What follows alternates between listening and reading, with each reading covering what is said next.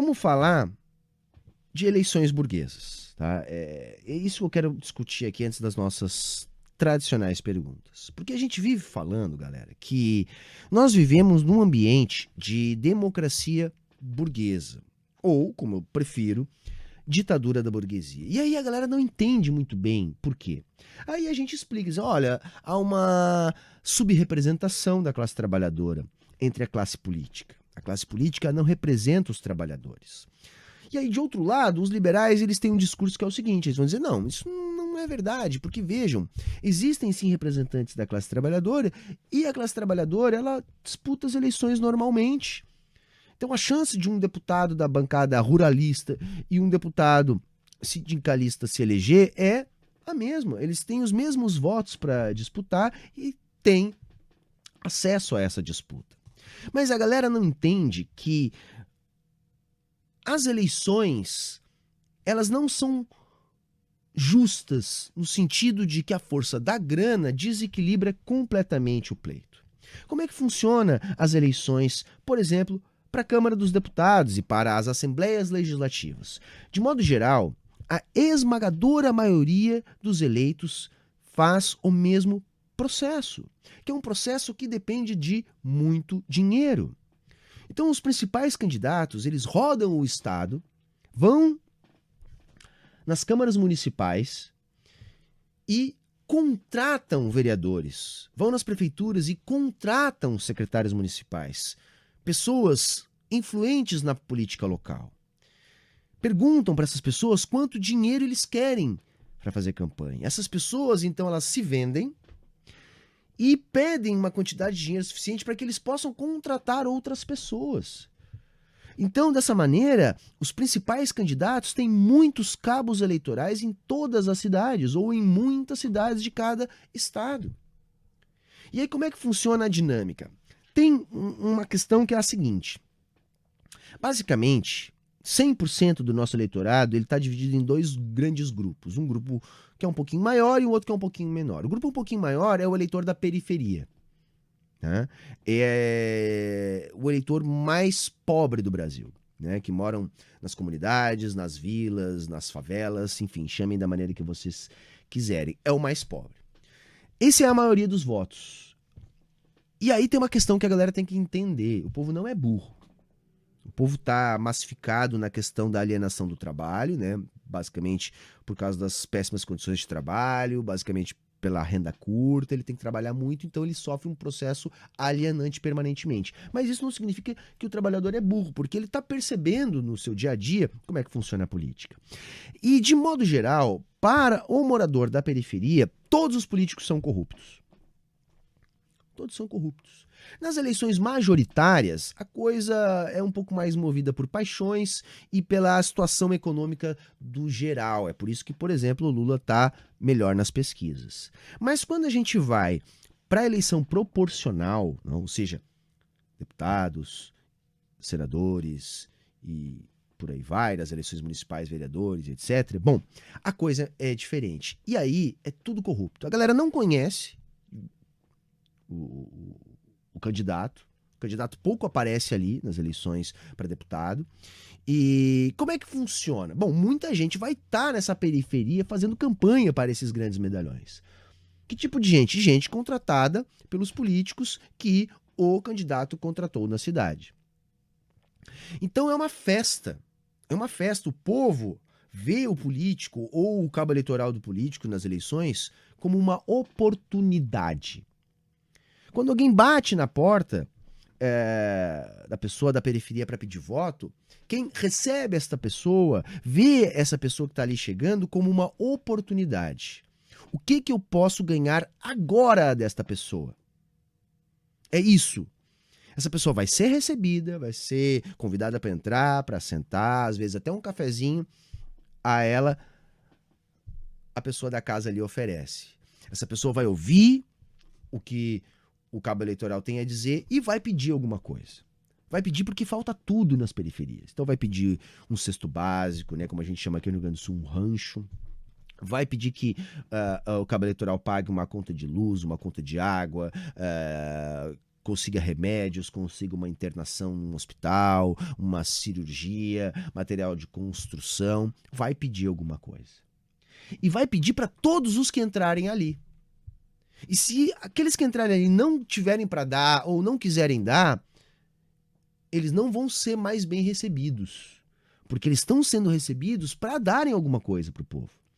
E depois o povo vai votar em quem quiser. Vai pedir para todo mundo, porque o povo não é burro. O povo pensa, ó, política é tudo ladrão, então eles vão chegar aqui e eu vou pedir alguma coisa. O que vai me dar? E eu vou pedir para todos que baterem aqui. Absolutamente todos que baterem aqui. E depois eu vou votar em quem eu quiser. É assim que funciona nas eleições. Né? Pelo menos na maior parte dos casos. Tá, e quem é esse eu vou votar em quem eu quiser? Aí tem uma questão, galera, que é uma questão assim muito de pertencimento. A pessoa de periferia, ela precisa ter um senso de responsabilidade com o grupo. Então, a gente vê a solidariedade acontecendo muito mais na periferia, onde todo mundo se ajuda, porque a miséria é muito grande e a galera precisa fazer isso. Então, quem é que leva os votos na periferia? Geralmente, aquela pessoa que está pedindo e que tem identificação com o local. Então é um líder comunitário, então é um pastor. Esse é que vai pedir e vai levar o voto daquelas pessoas. E aí onde é que está a força da grana desequilibrando isso? Pois bem, eu disse para vocês, os grandes medalhões vão nas prefeituras, vão nas câmaras de vereadores e contratam líderes políticos, que por sua vez contratam líderes de bairro, sejam pastores, sejam lideranças comunitárias. E aí, esses líderes comunitários, pastores, etc., têm um passe mais valorizado. Porque assim como um morador de periferia vê que agora ele tem algo a vender para o burguês, esse líder comunitário tem algo mais valioso. Porque vejam, gente, o burguês explora o trabalhador o tempo todo, todos os anos. Porque o trabalhador precisa de algo que o burguês tem, que é o emprego. Na hora da eleição, é quando o trabalhador se vê, vamos dizer assim, tendo algo que é do interesse do burguês. Porque aí o burguês, através dos seus representantes, que são seus candidatos, precisam do voto do trabalhador para ficar lá podendo fazer a política da burguesia. Então é neste momento, por isso que eu disse, a classe trabalhadora é inteligente, sim. Tem sim uma inteligência ali. O trabalhador pensa, né? Agora eu tenho algo que o burguês quer. Ele precisa do meu voto. Eu vou vender meu voto. Não é assim que ele faz? Ele não me dá nada de graça. Qualquer coisa que eu queira do burguês, quando é eu que preciso do burguês, eu tenho que pagar ou eu tenho que ser explorado para obter. Agora é a vez do burguês precisar de algo que eu tenho, que é o meu voto. Então eu vou vender para o burguês. O líder comunitário, o pastor que é contratado por esses políticos, e esse tem algo ainda mais valioso, porque ele não tem só seu voto, ele tem muitos votos. Agora pensem nos candidatos da esquerda nas periferias. O povo, no meio da alienação, e veja, isso não é uma crítica ao povo, tá? A alienação é uma crítica ao capitalismo. O capitalismo produz essa alienação. Não consegue compreender que não é bem assim e que os políticos não são todos iguais. Então ele não consegue separar o joio do trigo. E muitas vezes os candidatos da esquerda não conseguem sequer entrar nas periferias. Ou quando eles são candidatos da própria periferia, eles conseguem fazer uma boa votação no seu núcleo, mas não vão para além dele. Porque não tem a força da grana para entrar nessa dinâmica que eu acabei de relatar aqui para vocês. Então é por isso que, via de regra, a direita faz mais votos nas periferias, galera. Não é por uma questão de burrice do povo, o povo não sabe votar.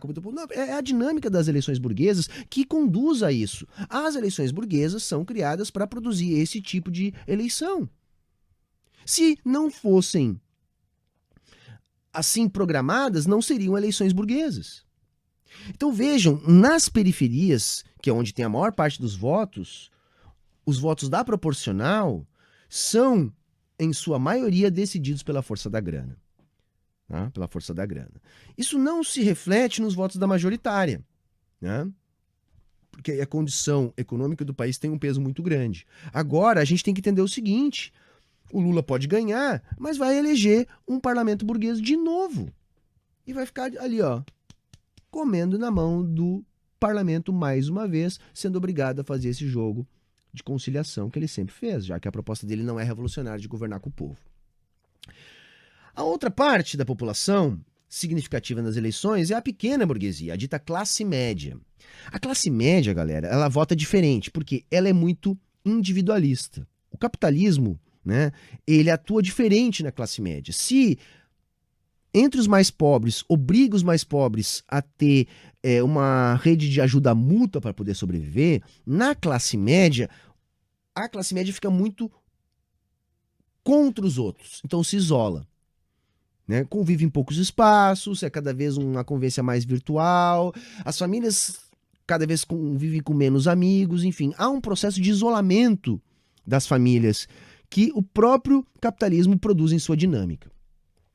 E aí, essa classe média está morando aonde? Está morando nos condomínios, né, nos bairros classe média, naqueles baita condomínios, naqueles espigões, naqueles conjuntos habitacionais enormes, e ali é mais difícil de você ter aquela dinâmica da periferia, do líder comunitário, do pastor, etc., para convencer as pessoas a votar por uma questão de afinidade e de pertencimento.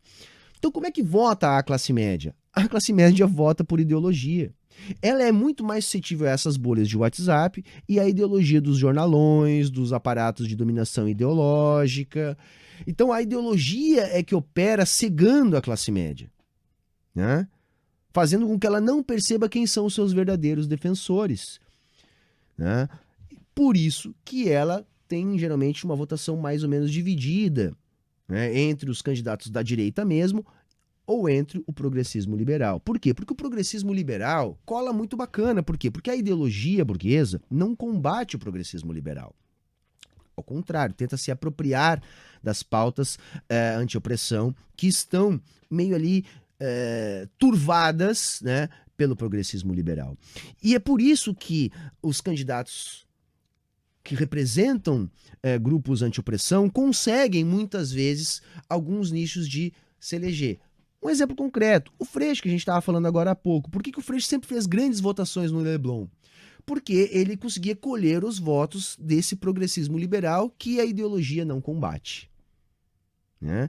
A classe média é muito pautada por ideologia. Então a classe média ou ela vai estar no momento com uma postura bem neofascista, ou ela vai estar querendo pagar de moralmente superior, aderindo ao progressismo liberal. A maior parte da classe média se divide nesse ponto. Então você vai ver nessa eleição, podem notar o que eu estou dizendo aí, alguns representantes, inclusive da esquerda, que vão se beneficiar do progressismo liberal. Eu não estou dizendo que eles são progressistas liberais, alguns são, outros não necessariamente, mas todos vão se beneficiar desse progressismo liberal, aqueles pelo menos que conseguirem se eleger. Por quê? Porque a ideologia, que é o que pauta o voto da classe média, permite, né, a luta das chamadas minorias, que são essas lutas anti-opressão. Então nós estamos vendo essa turma chegar no parlamento. E é bom que chegue. Então tem gente do movimento negro, do movimento LGBTQIA+, do movimento feminista. Ok. A única coisa que eu vou pedir para você que está aqui me assistindo é o seguinte. Se você quer votar por representatividade, escolha alguém que, além da representatividade, também paute a luta de classes. Porque tem muita gente que se disfarça na representatividade e esquece a luta de classes, né? E representatividade sem luta de classes é mentira, pura e simples. Saca? É para produzir representatividade que nem a da Tabata Amaral. Que, é uma mulher a mais no Congresso. Tá lá para ferrar o trabalhador, tá lá para ferrar com a educação. Né? Então, melhor um homem branco que não defenda essas pautas, né? Que é a chamada representatividade vazia. Então, o que eu quis dizer com essa discussão aqui?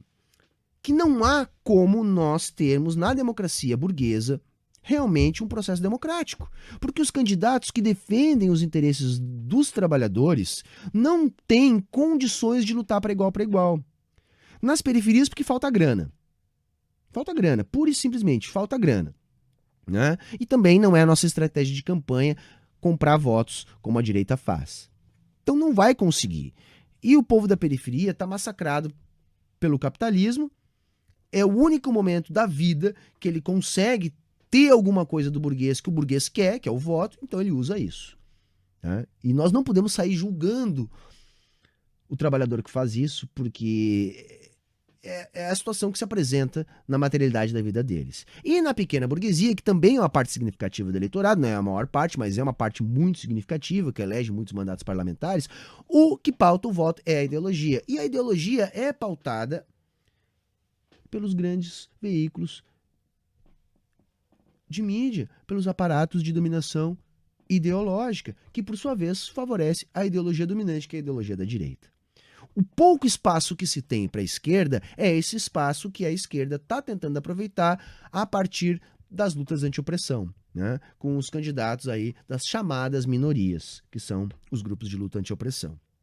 Né? Por quê? Mais uma vez, porque a ideologia não vê problema nisso. Ao contrário, tenta se apropriar disso, né?